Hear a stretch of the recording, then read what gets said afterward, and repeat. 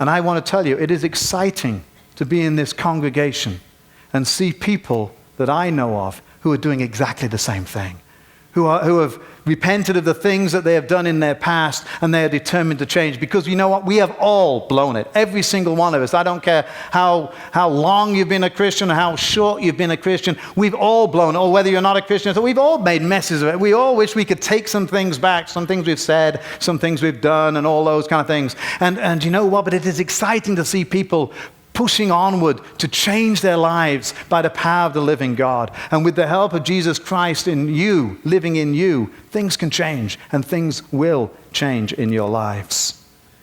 I told a story before about a guy who was a preacher in England, and he got on the bus on Monday morning to go to his church, and as he went on, it was one of those buses, you know, where you pay your money on the way in. Yeah, they got a little thing there, you throw your money in.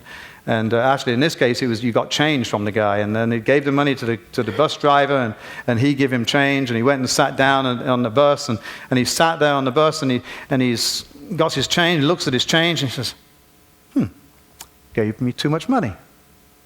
You know? He thought to himself a minute, well, it's great how God provides. It's amazing how we can do things like that, isn't it? Justify. He thought to himself, this money's in his hand all this time. He's burning a hole in his hand on his way, or he's on the trip, and he gets to his stop, and eventually he goes up to the bus driver and he says, "You gave me too much change." He said, "No, I didn't. I was in your church on Sunday and you preached on honesty, and I wanted to see if you would live up to what you preached." Whoa. And you know what? The rest of the world is doing that to you guys and to me. Because they know, most of the, right? You've got people, you've got friends and neighbors and family members who know that you're a Christian. And you know what? They're putting you to the test. They want to see if you will match up, if you will live up to what they understand the gospel message to be. But we've all done it, haven't we? We've all done something that if we could just take it back, we would do. If we could, we said something that we wish we hadn't said. We got drunk, or like I did, or I don't know, whatever it is. Maybe it's something that's going on in your home that only you and your wife know about that's not right. Or maybe it's something that only you do know about. Maybe it's when it comes to tax time, you don't put it all down there on the paper. God knows. You see, if we're going to be people of integrity, we've got to be consistent with the message of the gospel of Jesus Christ, so that we do not offend.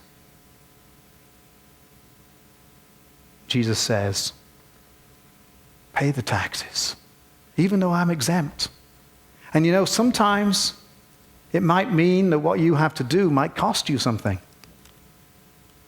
It might be very expensive for you to put things right. But it's important that we live according to the way God would have us live. 1 Corinthians 10:31, the very verse just before the one that says, do not cause anyone to stumble. The verse before says, whether you eat or drink or whatever you do, do all for the glory of God. Whatever you do in your life, do all for the glory of God. And so Jesus says, go out and Capernaum is right by the Sea of Galilee. He says, go to the lake. He says, cast out your line. This is the only place in the Bible where it says about casting out line rather than nets. Cast out your line, and the first fish you catch, you'll open its mouth, and you'll find a 4 drachma coin there. Now, is this the most crazy story you've ever? Can you imagine Simon going fishing?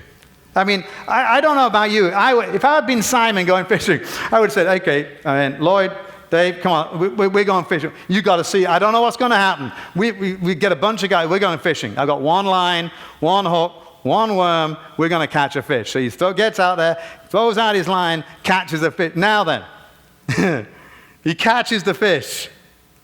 I would be terrified to open its mouth. to see if that fish was, that 4 drachma coin was really in his mouth.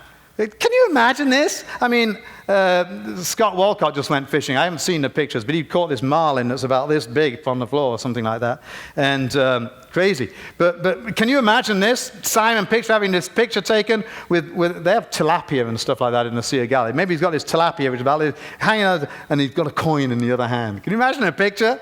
You know, he's just caught this fish, and he's got this 4 drachma coin. So he catches this fish, takes out the coin, and you know what?